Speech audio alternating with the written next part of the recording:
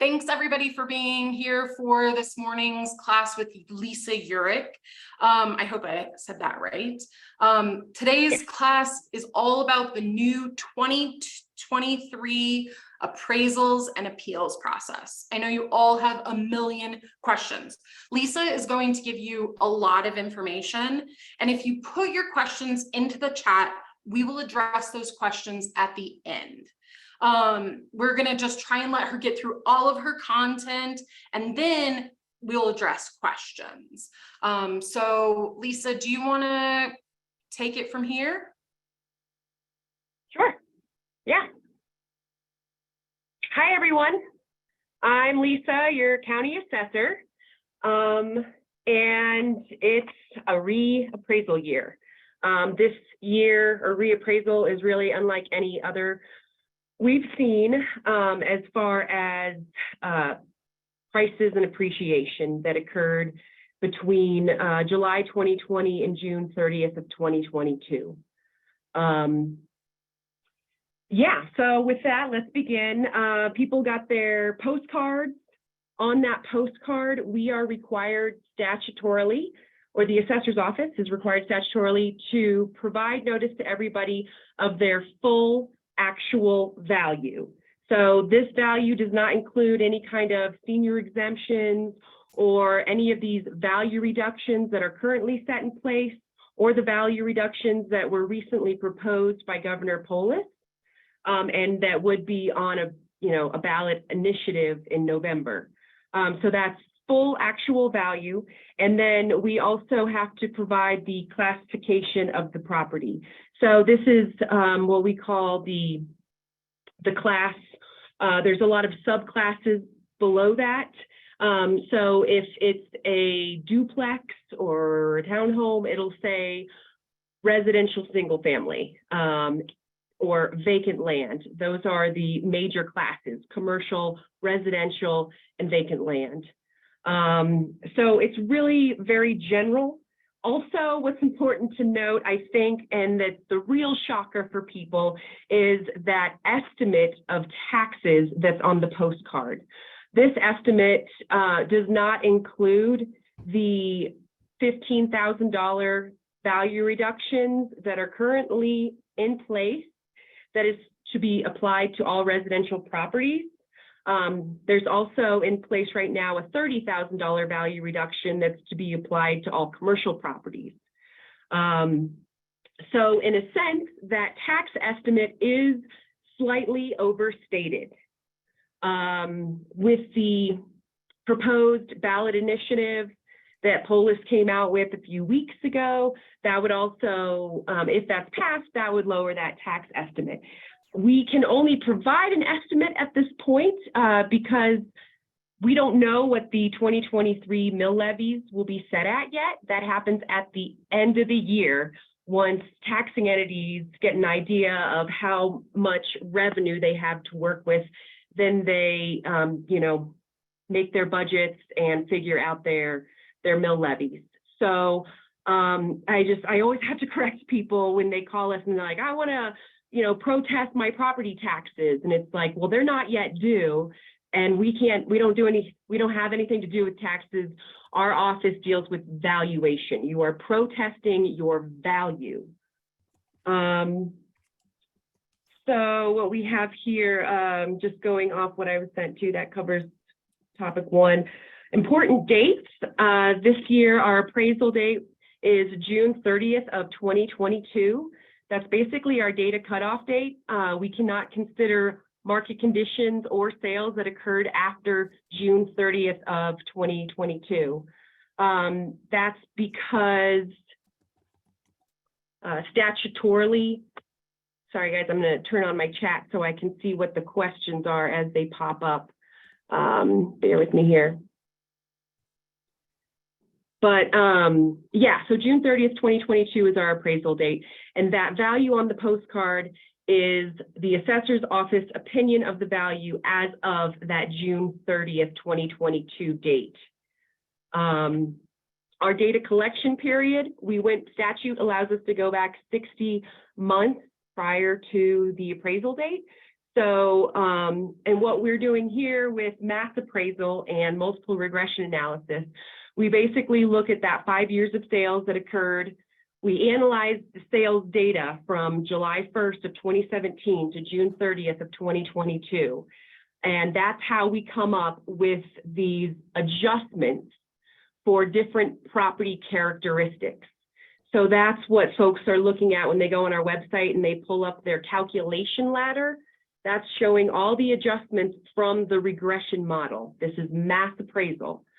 And then it's our goal that the last 2 years of sales from July 1st of 2020 through June 30th of 2022 support that regression value.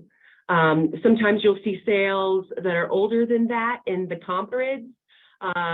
If there's not been a lot of sales in the subdivision or something like that, in that 2-year time frame, the system automatically starts pulling sales that are older. But the ultimate goal is to have the sales from the last 2 years prior to our appraisal date support the regression value. So then there's the appraisal date. Okay, bear with me here. This gets a little convoluted. There's the appraisal date of June 30th, 2022, and then there's an assessment date of January 1 of every tax year. And that basically dictates how assessors' offices, we have to value things as they stand on January 1. So this assessment date really only applies to like new construction, or if, there were unusual changes that occurred with the property, there was a recording of a plat or something like that. What we're seeing right now with these housing helps, new properties coming on board is that the covenant for the housing helps is being recorded, at the end of March or whatever. If it's being recorded after our assessment date, then that it doesn't, statutorily in our system, it doesn't change the value until the following year, because then we'll reassess that property as a deed restriction for that, recording. I don't know if I'm getting a little off topic if you guys are seeing that, but that's just an example for what's affected by the assessment date. And then we have our data collection period, that 5 years prior to June 30th, 2022.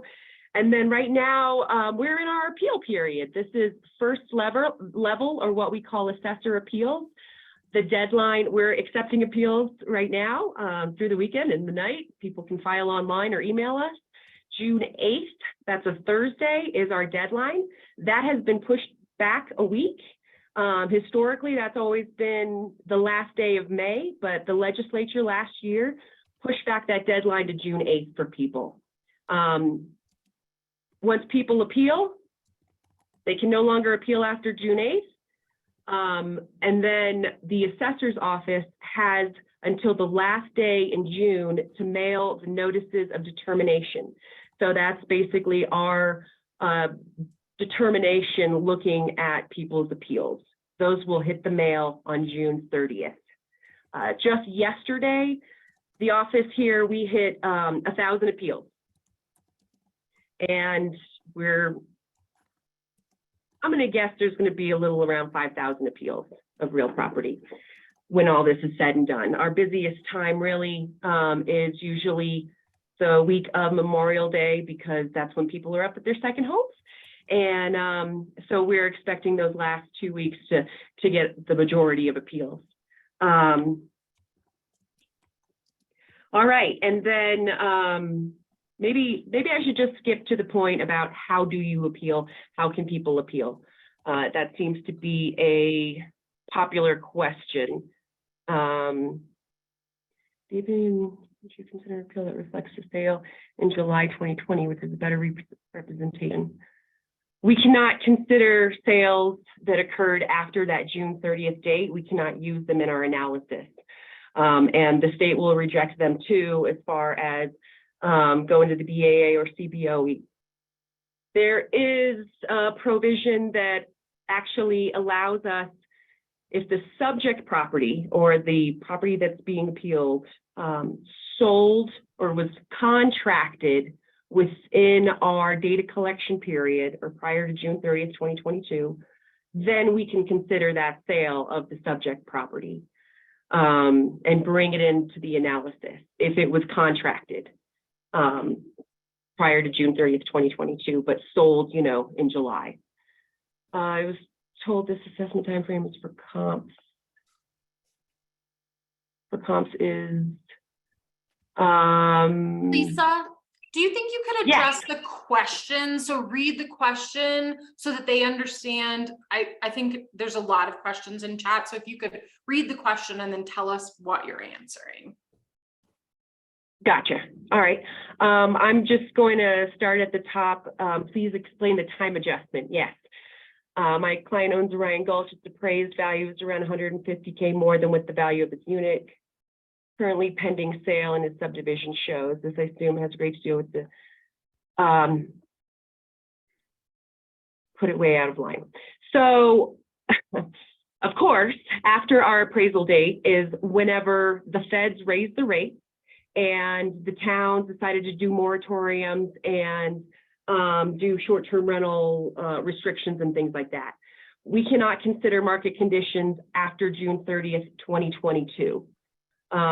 This occurred in 2009 reappraisal. In 2008, just while we were working on values, the market crashed in October of 2008. That was after our appraisal date for that reappraisal, and it was a brutal reappraisal because the market seriously tanked. This time around, values are holding pretty well. I think that's because there's very low inventory still. But to explain the time adjustments, by statute, the assessor's office has to take the sales and adjust them to account for market conditions occurring on the appraisal date. So all the sales are being adjusted for changes in market conditions that occurred from the sale date to the appraisal date of June 30th, 2022. We really labored over this time adjustment because it was just so extreme. We have never seen something so dramatic. And if you look in the showing time data and MLS even, you can see how median sales prices, they're trucking along like this, and then they just go, woo, from 2021 up until right around now, 2023. So we did cut off time. I'm sure not as much as everybody wants to see, but what we could get away with and still pass the state audit, because we are audited annually by the state to make sure that our values are fair and equitable. And we have to pass statistical tests, the time adjustment being one of those tests.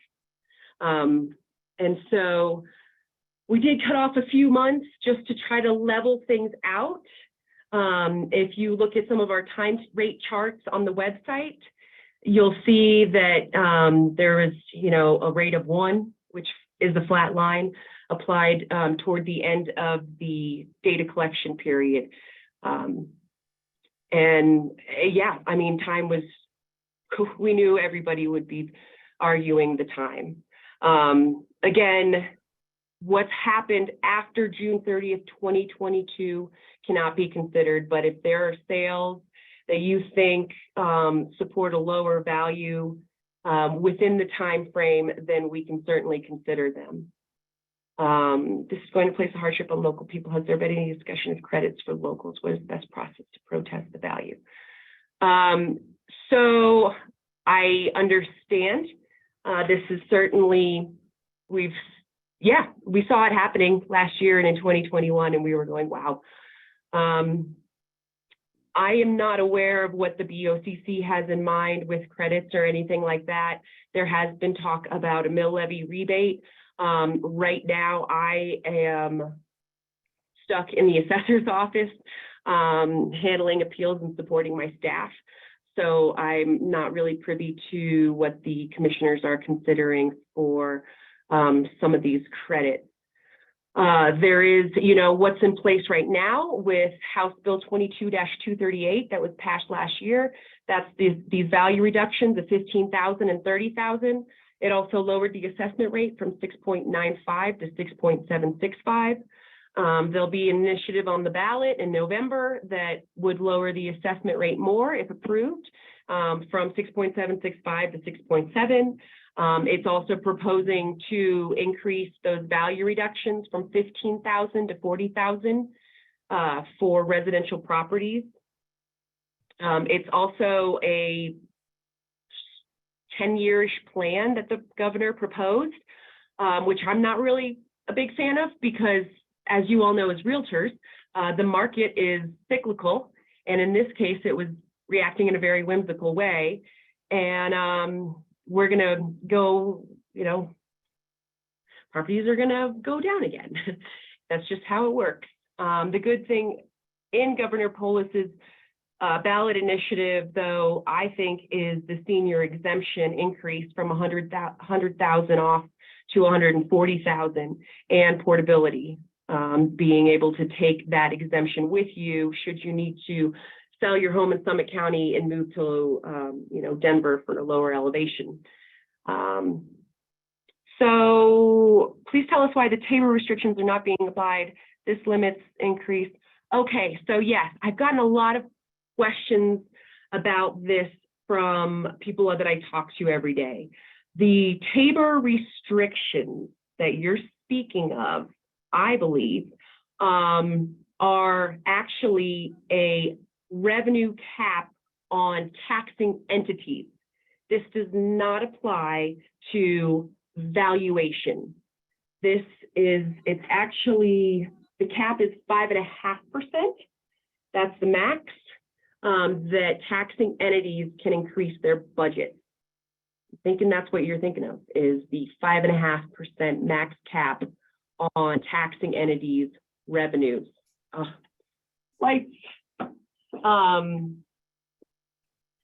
And it's the language in it, and I might be misstating it because this is more of a treasurer's office thing than an assessor's office thing. Because again, we don't set the tax rates, we only set the values. But it's tied to inflation plus 1% or a max of 5.5%. I have that paperwork somewhere around here.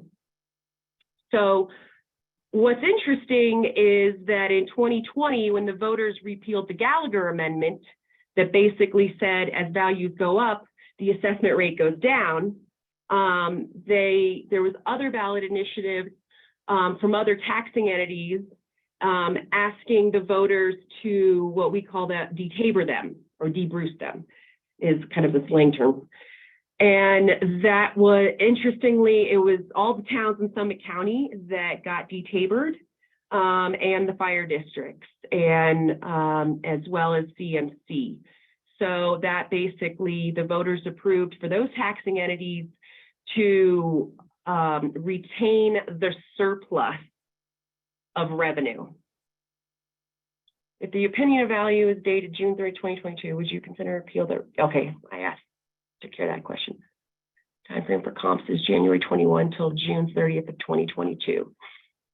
Yeah, Mary Brooks, there was a misstatement in the opinion article in today's paper. He had, his dates were off. So basically, statute basically says the appraisal date is June 30th of the preceding year, and then assessor's offices can go back 5 years.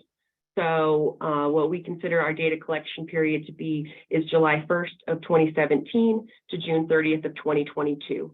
Of course, like I was saying before, the goal is to have sales within the 2 years prior to June 30th, 2022 that support the regression value. We use the 5 years of sales data to come up with or to derive adjustments that are being applied to the different property characteristics. And the goal is that sales from July 1st of 2020 to June 30th of 2022 support that regression value. is the regression analysis in the first year and across the state, and why is Summit County participating in this valid appraisal when the properties are mostly very different, unlike in a community such as Denver? That's a great question. So our office until 2021 has been heavily sales-based in our reappraisal. In 2021, the assessor at that time wanted to go with a truly mass appraisal technique, multiple regression analysis. That is what is used by the majority of other counties in Colorado. Whereas in Summit County, we always did things our own way, and we actually had an in-house or a custom-built database and computer-assisted mass appraisal system. That assessor decided he wanted to go with a whole different program and innovate. So that's where we are now. I can't go back and get that old database. Contracts have already been signed. And maybe you're picking up that I'm not really happy about it. But this is kind of what we're working with now. And it is better in the sense that our appraisers aren't working overtime from like February until August. Because before we looked at every single subdivision and we selected sales. It was a very time-consuming process in the beginning of the year. And then we went through appeals, and it just had us here strapped to our desks all the time. So there are some good things about this mass appraisal. It is popular. It is something that other assessor offices use. And you're right, we do have a lot of unique properties in Summit County. I was thinking this go around that we need a whole different regression value for some of these properties that we have that don't have year-round access, or don't have utilities and don't have well and things like that. Because at this point, we have a residential model, we have a vacant land model, and we have a condo model. And those are all for properties by statute that must be valued using the market approach. We don't have a model for commercial. That's now handled by John Zimmerman. And he, with commercial, you're able to use all three approaches to value: market, income, and expense, or cost, I'm sorry. So as, like I was saying, this whole regression-based type of methodology was first introduced in 2021, and we are working on it, and we are working on it's perfecting it, basically. How do you determine value? Okay, so just like I was saying, it's multiple regression analysis. Unlike a fee appraiser that's hired by the bank, who basically has to use sales occurring in that immediate time frame because they have a current appraisal date, so to say, we have the advantage of time and being able to collect a lot of data. And so we use that 5 years of sales data to derive different adjustments for the different property characteristics. And then, and that is the calculation ladder that is linked on the NOV fee viewer when somebody pulls up their schedule. So then the goal is, again, to have the sales in the last 2 years support that regression value. Can you please read the question? Okay. Is there somewhere that we can view the comps used for a specific property? Yes, indeed there is. When you go on the assessor's website, there is the NOV archive search. You can click on that link, type in the schedule number, and that'll pull up their notice of value comps. There's also a link to the regression calculation ladder, and there's a link to the sales comp grid that shows the adjustments being applied to the different sales. If a property has more than one improvement, or it is a vacant land parcel, the sales comps aren't going to be on there. You'll have to call us, and Michael Peterson can send you the land comp grid. Okay, so sorry, just to get back to the little agenda I had here, I just saw the questions stacking up and I wanted to address some of them. So advice for appealing and appeal rights. Again, I can't stress enough, June 30th, 2022 is our appraisal date, and that's also the data collection cutoff date. We cannot consider sales that occurred after that date, nor can we consider current market conditions that are happening. And if you think about it too, since we are so data heavy, we don't have the data yet to analyze that shows how these short-term rental restrictions are affecting the market. That is happening right now. This data is being created, and we will be able to analyze it in the 2025 reappraisal. So then to go back to the little agenda that I had, 4B talks about that Tabor cap that somebody had asked a question about. And again, that does not apply to property values.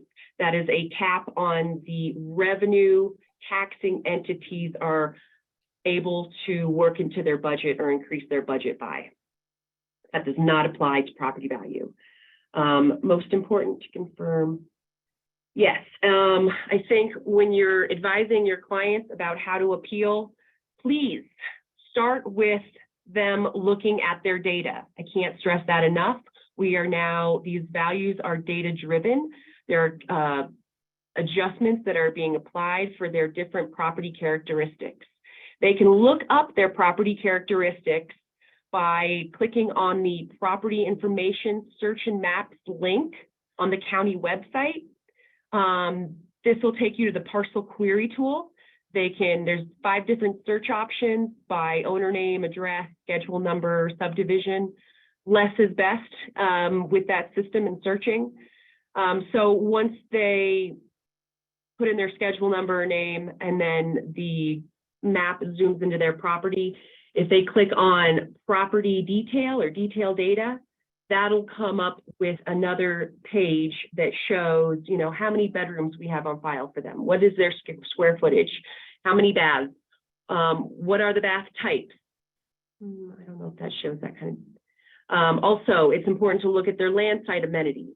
You know, this is like if they are adjacent to open space, or they border Forest Service land, or if they are on the river, or if they have wetlands, if they have a limited building site, what their view code is.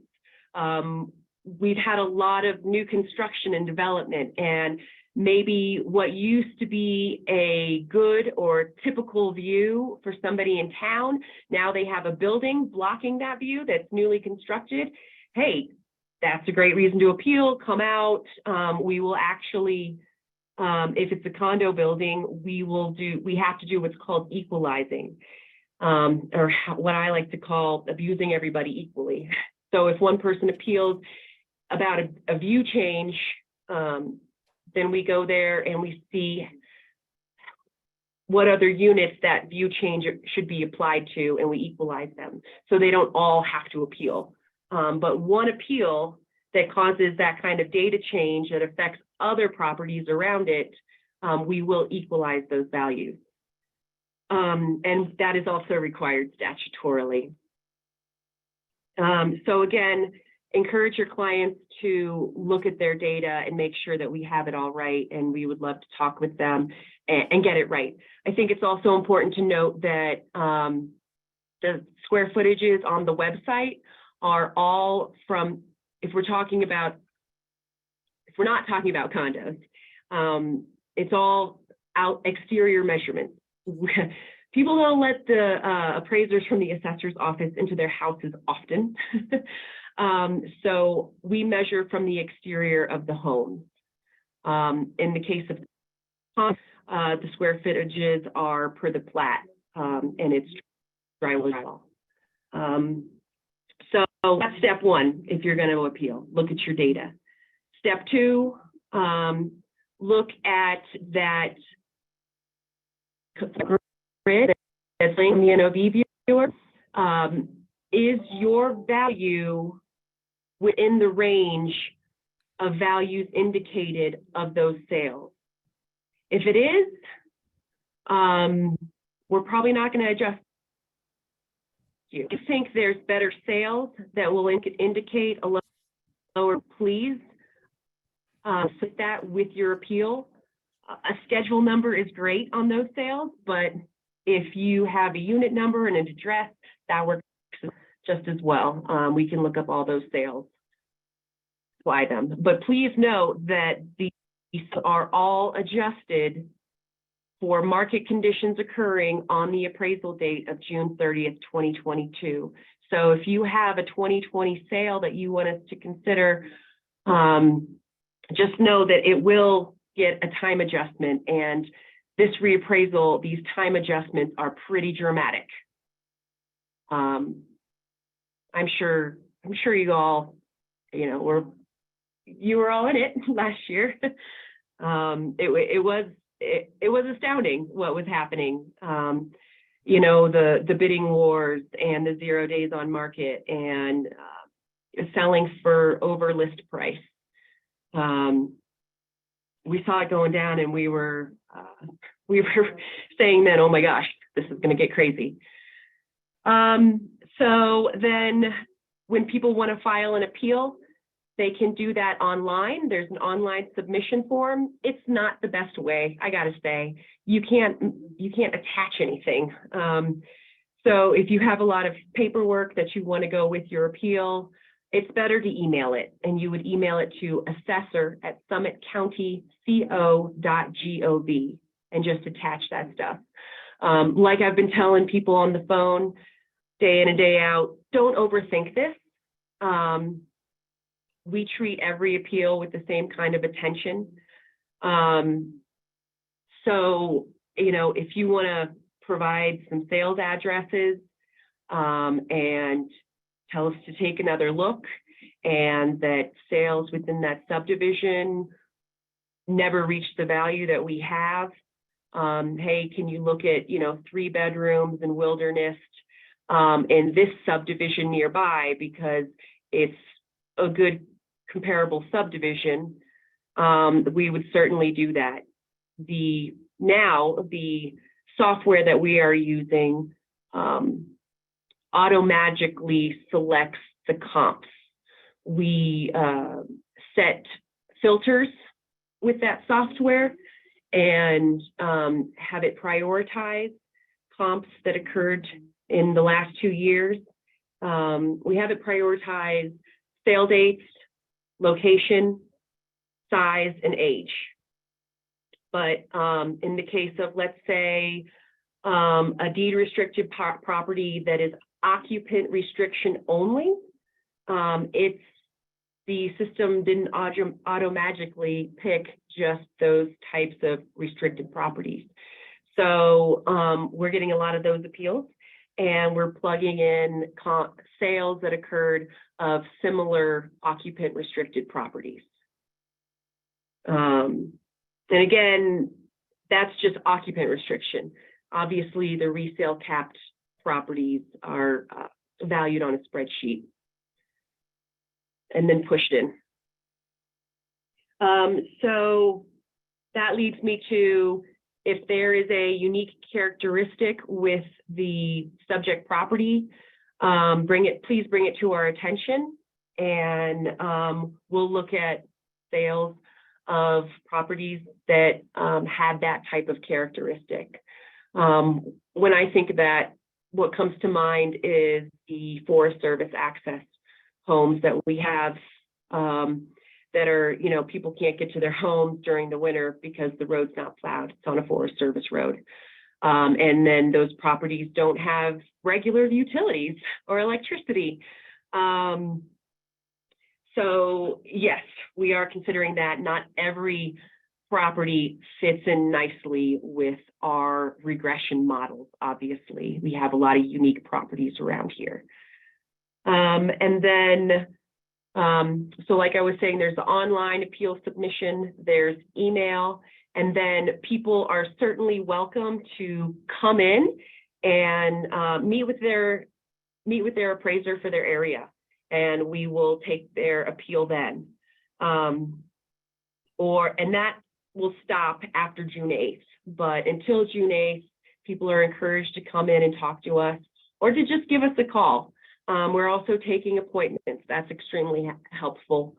After June 8th, because we have such a short time frame to look at these appeals, of course, we're looking at them right now as the ones that we do have, but it is human nature to wait until a deadline.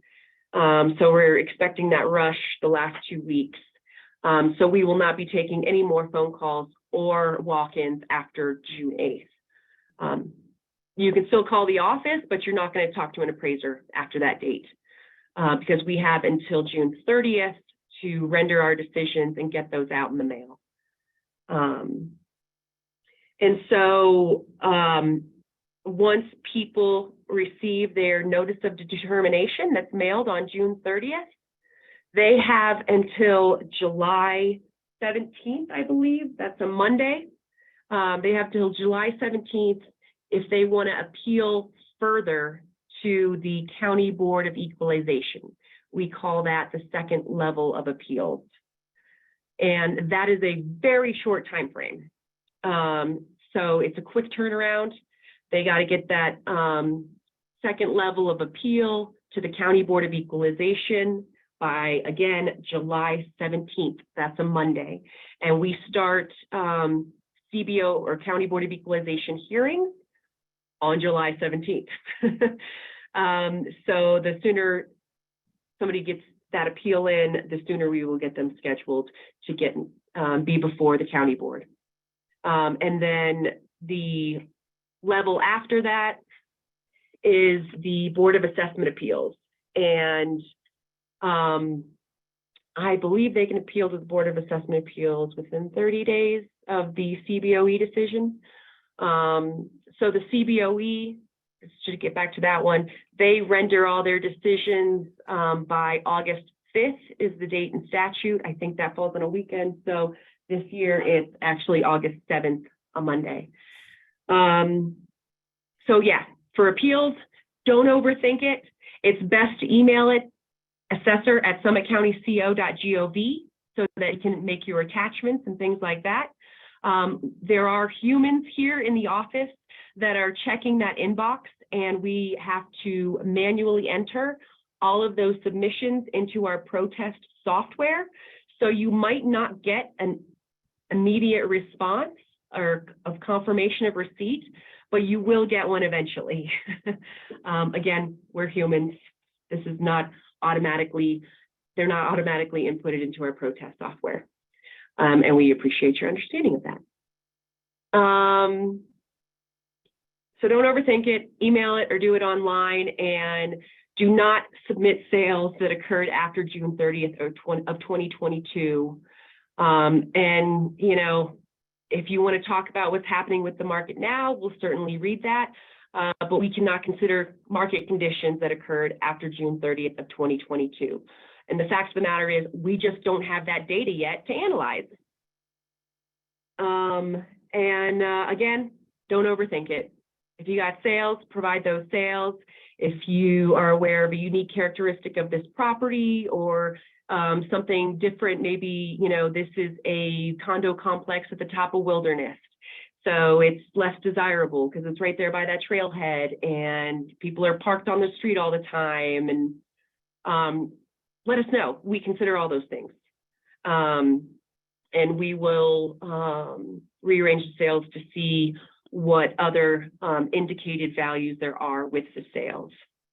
But again, we're using a regression value that is truly data-driven, and then we look to the sales that occurred toward the end of the time frame to support that regression value. sometimes using different sales, like in the instance of occupant restricted sales, it will indicate a lower value range, and then we will adjust. We always adjust to the median, never to an average. That is standard appraisal practice, and that's because averages are influenced by highs and lows. So appraisers always go to the median. And we have to have at least 3 sales comps. Of course, we want to use more, but if we're talking about really unique properties, the minimum is 3. So with that being said, is the time adjustment the same across the whole county, or is there a time adjustment factor for each basin? That's a great question. There are different time adjustment factors for different areas of the county. There's also different time adjustment factors for each of the property types. Vacant, which is, I'm speaking to vacant land, condos, and residential. And then those time adjustment factors are specific to the different areas of the county. And you can see those time adjustment factors on our website. If you're on the assessor landing page and you go to the property valuation link on the left, that takes you to a page that talks about multiple regression analysis. And it has several links on that page. There's different sections for the different regression models that were used. A section for the residential regression model. There's a section for the condo regression model and a section for the vacant land regression model. In each of those sections, there's the regression model report as well as a time adjustments table. So we have different codes for the different neighborhoods throughout the county. And then we also have economic areas. Like economic area 5 is Breckenridge and Blue River. So that's kind of how our different time adjustments are done. And it is not just a straight line. We spline the lines. According to the data, what did the sales say? Hey, was it flat for the first part of 2021, and then the market started to grow and properties appreciated at a rapid rate in these 18 months? Then the line is blind. It's not just one solid rate every month. So again, if you go to the real property valuation page, it has all those links to information about the time adjustment factors and the different factors from the model, as well as a link to the reappraisal sales list. When I say the reappraisal sales lists, I mean the sales that were used within that data collection period of July 1st, 2017 to June 30th of 2022. We provide all those sales for folks. So they know what was used and what they can consider themselves. Those sales lists are provided in an Excel spreadsheet type format.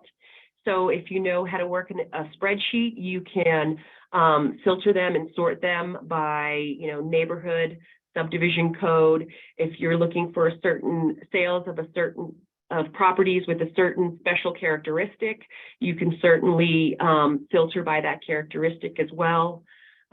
So please poke around on the assessor's website. Right there on the landing page, there's a little write-up from me, and it includes a link. I think this is pretty cool. It's a link that was created by the Department of Local Affairs, and it shows a map of Colorado, and you can click on the different counties to see the percent increase, because this is a statewide thing, or phenomenon that happened with this reappraisal. And you'll see that the resort counties like Routt County, Eagle County, Summit County, San Miguel County, even Park County. Park County had some really big increases. We were all hit the hardest, basically, in this reappraisal as far as value increases. So that's a fun little map. But also on the assessor website, I think the 3 big pages that you guys are going to want to go to and direct your clients to are the parcel query tool, where they can look up their property characteristics and the data that we have on them. The NOV viewer archive, which is where they can see the sales comps used, as well as the regression calculation ladder for the different adjustment values being applied for their property characteristics. So those 2 pages, and then the real property valuation page has all the information about multiple regression analysis, the data collection period, the different time adjustment factors, and as well as the different factors in the regression models and how they were developed. Lisa, maybe after this session, I could get with you to get those links along with the email address that you were talking about for them to submit. That way I can send all of that information out to everybody after the class. Great, yeah, no problem. Also, fun things on the website that I thought were pretty pertinent to this year is how to estimate your taxes. That's the most popular question that we get. And also there's a little ditty on the website about legislative changes that affect property taxes. And that talks about the bill that was passed last year that includes those value reductions of $15,000 and $30,000. And then, of course, there's that newly proposed 303 measure that would increase those value reductions and such. So check those out. I have found that I've talked a lot of people out of some stress just by calculating their taxes and including the value reduction. Again, the estimate on the postcard is just an estimate, and it is based, it basically utilizes the 2022 mill levies to calculate the taxes. So as the question came up earlier about the limit, the Tabor limit on surplus for taxing entities, those 2022 mill levies will go down. I imagine they would. There's going to be, lower mill levies. There's going to be the value reductions. And then, possibly if this ballot measure is passed in November, there's going to be even a higher value reduction applied, as well as a lower statewide assessment rate. I think it's important to note that Colorado, fun fact, is the only state that utilizes an assessment rate, excuse me, and mill levy rates in calculating taxes.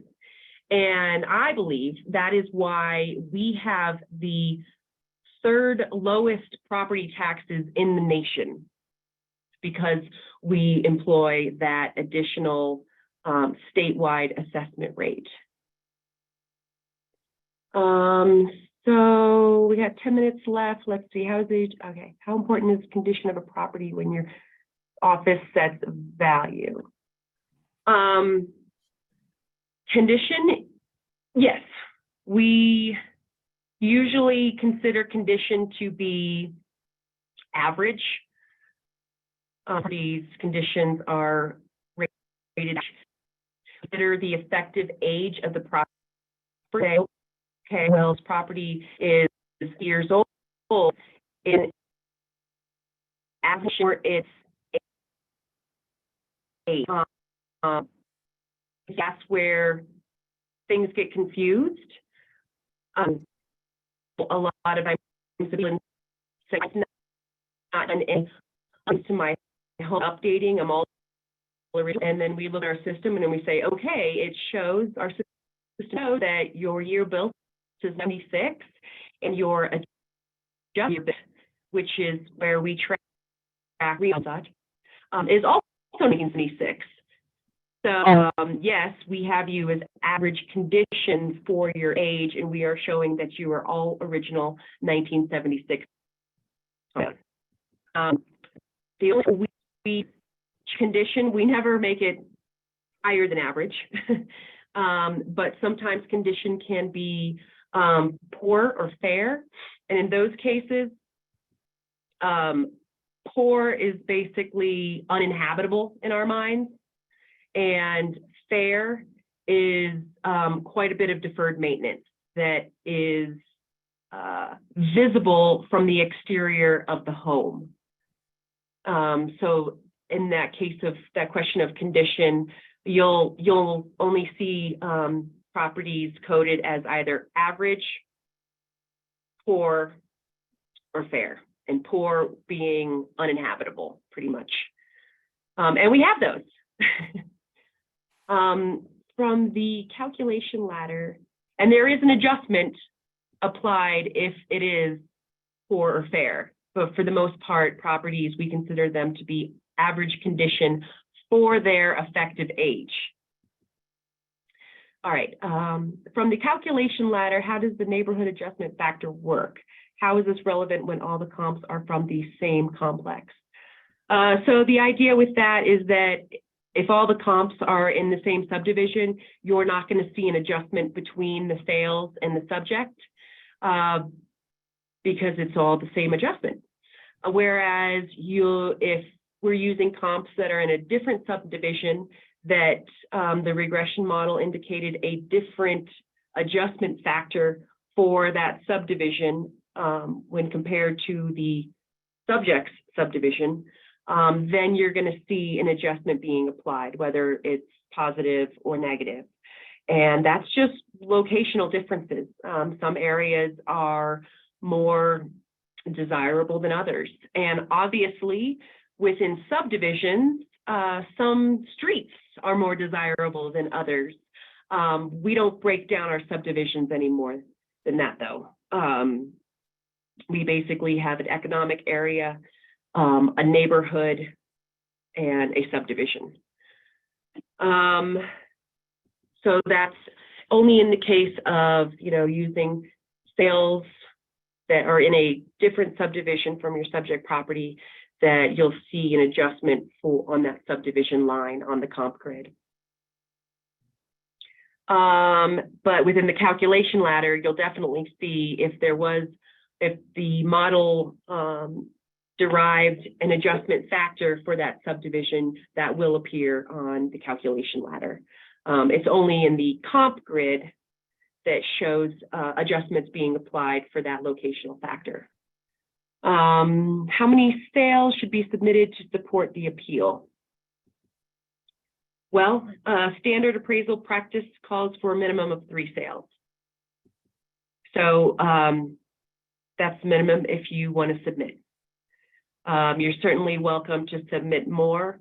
I think it's very important to note that we are required to adjust all the sales up to market conditions as of the appraisal date of June 30th, 2022. So if you're digging back toward the beginning of the data collection period in 2017, there's going to be a big time adjustment factor applied to that sale. How are you putting more weight on comps that sold right around June 30th than say something that sold in January 2021 and applying the formula to that? Can you argue that the comps sold close to June 30th are more accurate when appealing?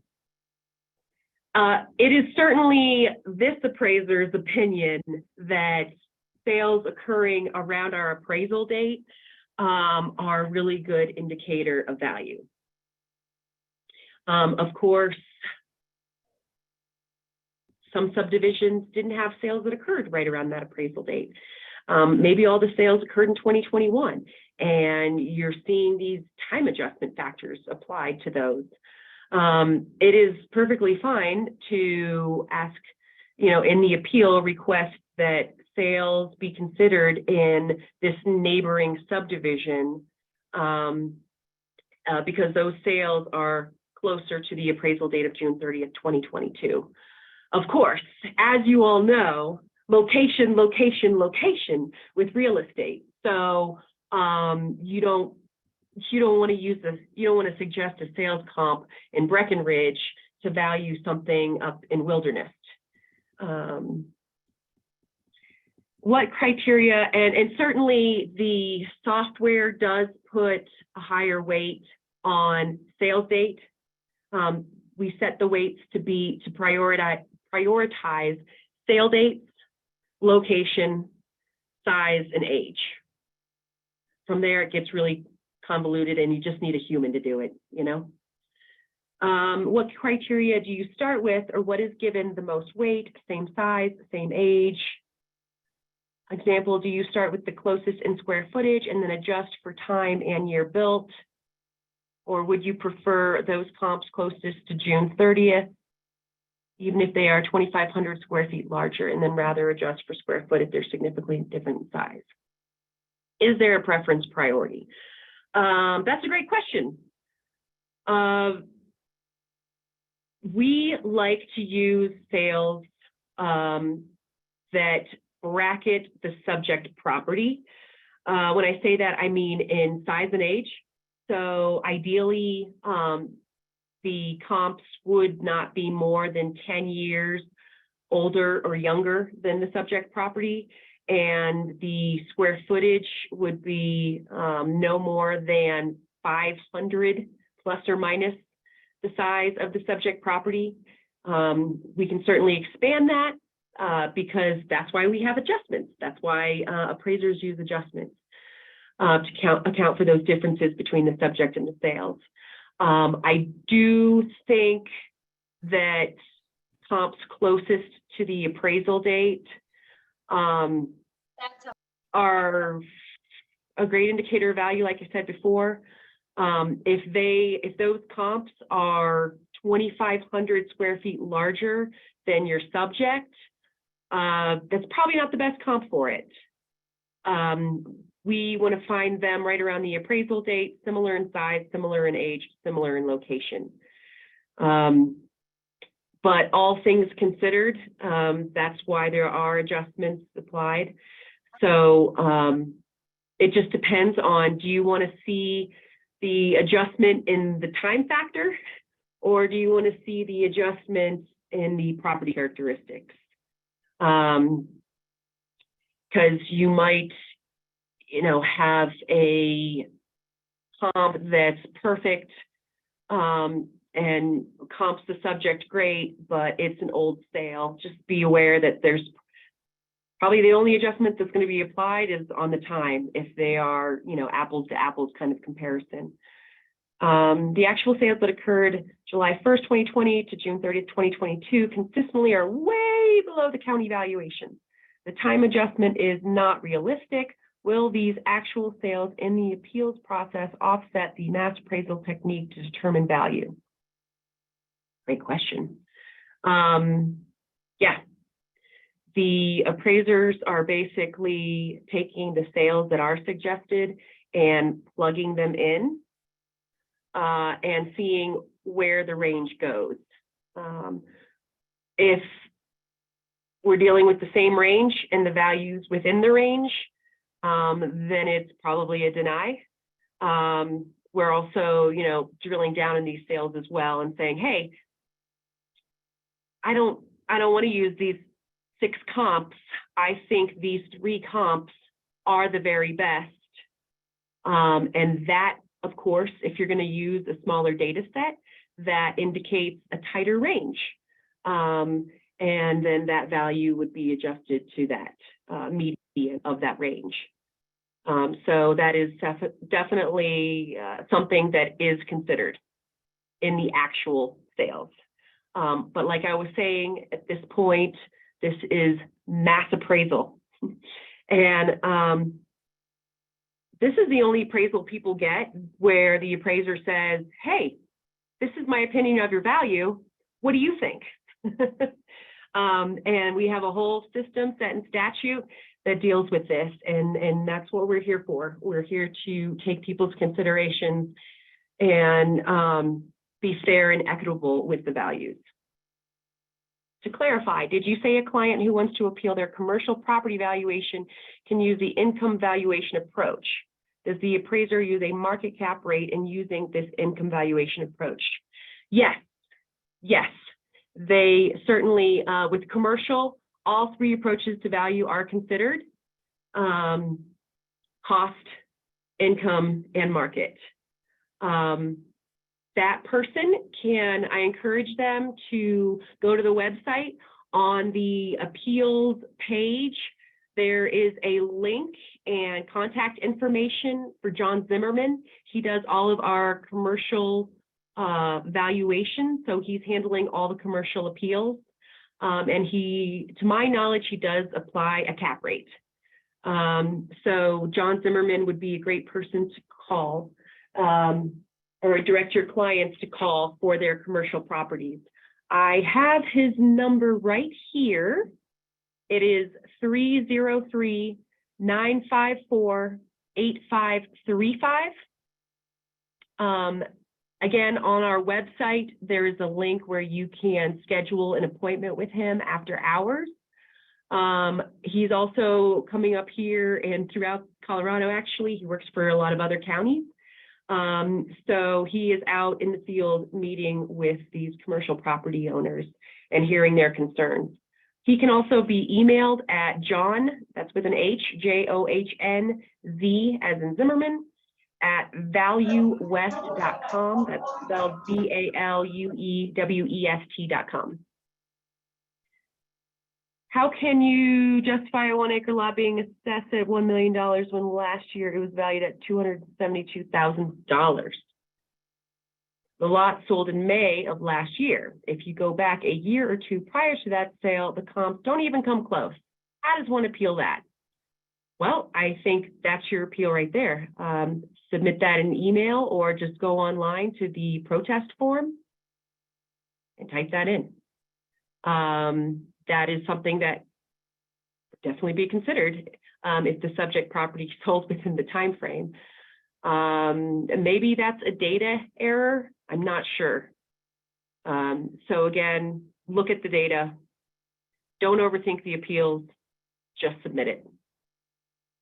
Will Tabor help with lowering the mill rate since the taxes collected can't increase by more than 3%? So right now, part of that whole ballot initiative that the governor proposed a few weeks ago, that would allow taxing entities to lower their mill rates temporarily without requiring a vote of the people to approve raising them again if that's needed or when that's needed. I imagine Tabor would help in lowering the mill levy rates since it does provide for that cap on the revenue that they can collect. But again, I want to remind you that a lot of our towns, as well as our fire departments and CMC, have all detabored from that surplus limit. And that was voter approved. If a client chooses to appeal, are they opening themselves up to assessors visiting their home? Example, if they have an illegal lock-off, they're worried about a finished basement or additional bathroom that you're not aware of. Yeah, we want to have correct data.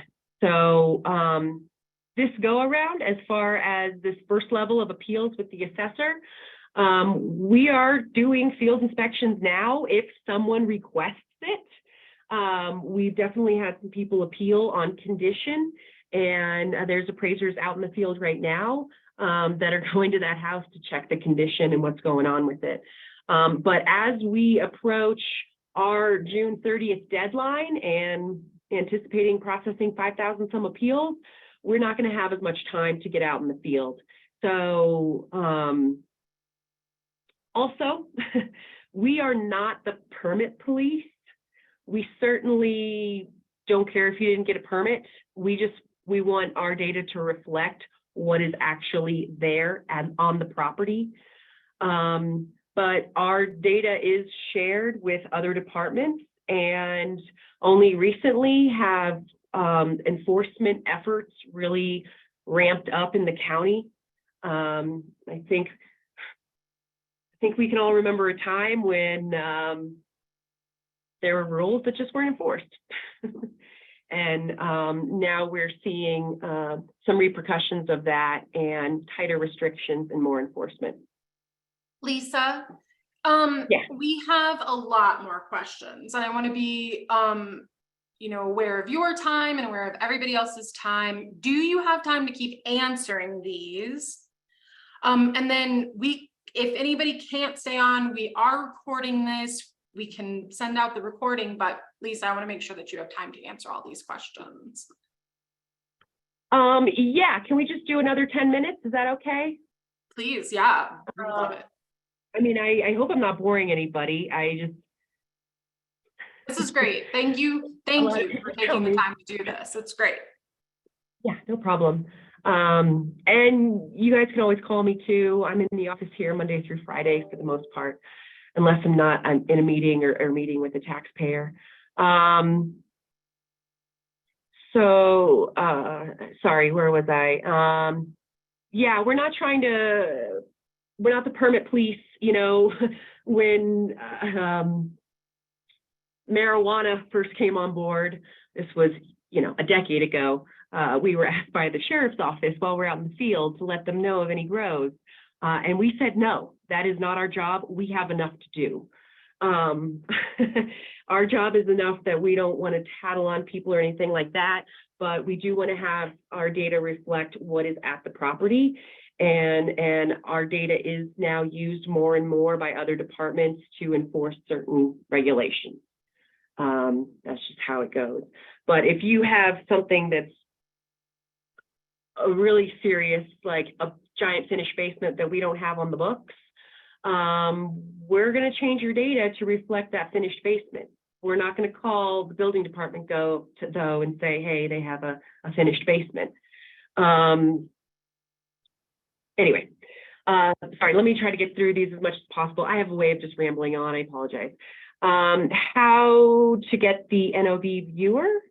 So on the assessor's website of the Summit County government site or webpage, there are links on the left when you're looking at our landing page, and NOV archive search or real property NOV archive search, I believe, is the title of the link. And that takes you to the NOV viewer or Notice of Valuation archive search. Sorry about that. I had to go to the webpage to look at it. Notice of Valuation archive search is the link that takes you to the Notice of Valuation viewer that shows the sales comps, subject, and then there's links at the top under the helpful links bar that show the regression adjustment values as well as the different adjustments being applied to the comparable sales. Back to Zoom. A client is one of our employees' housing getting called out or taken away. I'm not really sure how that would work. Applies to the question before about you coming out and inspecting the property. Oh, okay. I'm sorry, I don't know how to answer that question. Thank you, Anne, for that link to the NOV archive viewer. How can you justify a 1 acre lot being assessed at $1 million? Okay, I think we covered that. How does one appeal? Yeah, email her. In my complex, there has never been a sale as high as the assessed value, not even close. The assessed value is hundreds of thousands higher than closed sales. In that case, again, these values are regression based and they are data driven based on the different regression adjustments being applied for the characteristics. So if you have sales that occurred around the end of the time frame, or you want us to consider sales within your complex, again, if your complex had those sales occurring in 2020 or 2021, there isn't a time adjustment factor being applied to bring them up to market conditions as of June 30th, 2022. But we do consider sales. We want to have fair and equitable values that reflect market value as of June 30th, 2022. Lisa, can you confirm that for residential, you do not use price per foot. There is an adjustment for the square foot of living area, but we do not break down value in a price per square foot kind of way. Our sales comparable grid does show that because we know that's a language that is spoken by a majority of people and realtors in particular when it comes to doing your competitive market analysis and things like that. That is not a standard appraisal practice though, as far as considering price per square foot. We have to value things as a whole, and then we actually allocate that total value between land and improvement in the case of residential non-condo properties. So when you do go to the website and you see that there's a land value and an improvement value and a total value, please know that the split of the total value between land and improvement is an allocation. They are not valued separately. Can you please put the email in chat? Oh, yes, sorry about that. I'm assuming that's for John Zimmerman. I can certainly do that. I think that was the email that they're asking about is the email to submit an appeal.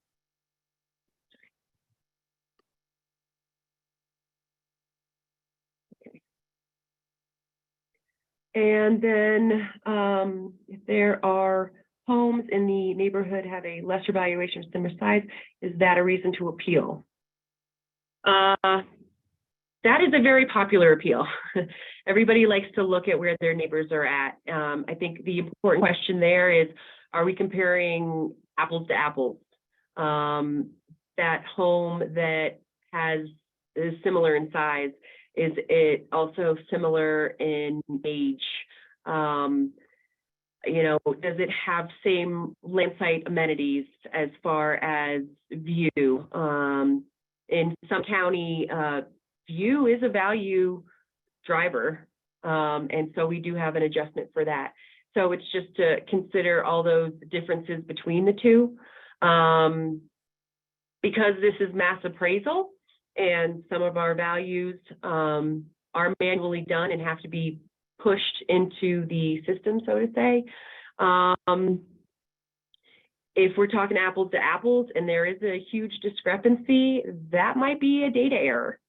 And we'll want to know about that for sure. Can you please go over once again how to find the comparison data from the schedule number? Yes.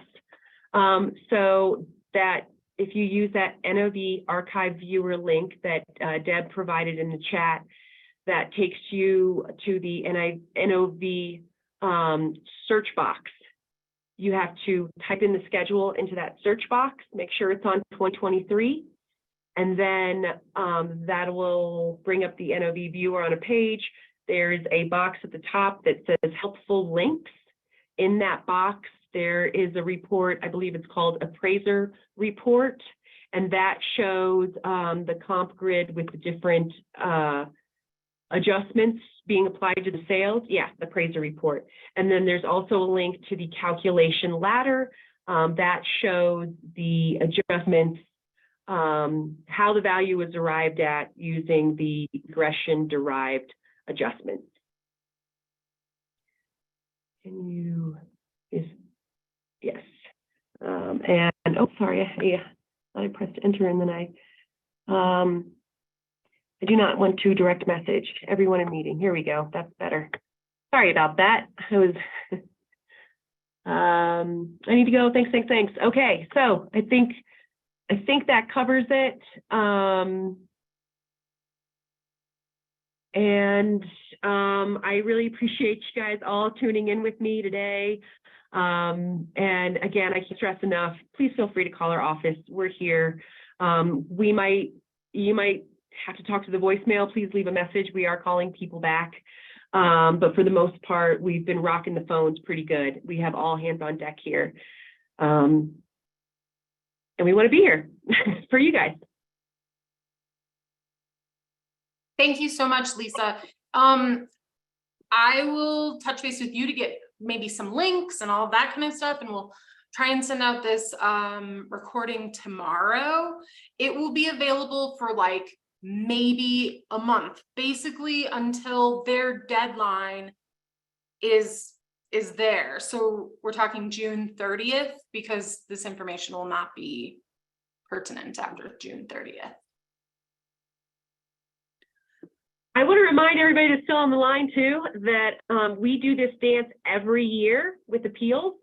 So if your clients miss this appeal period, they can always appeal next year in May, because the value rolls over in the intervening year. Should their value be adjusted next year, we will automatically process a refund of taxes for them for this year. So if they didn't get it in time, they can always appeal next year. We do this every May, every year. And those appeals that we receive in an intervening year that are adjusted, we go back to the year prior, change the value, and issue a refund of taxes. That's great information. Thank you. Well, thank you so much. And basically the chat is just filling up with thank yous from people who are logging off right now. So thank you so much for doing this, especially at short notice. Thank you, Lisa. No problem. Have a great day. Thank you. For everybody who's still on, I'm just going to shut this off and we'll send out the recording tomorrow. Thanks so much. Ciao.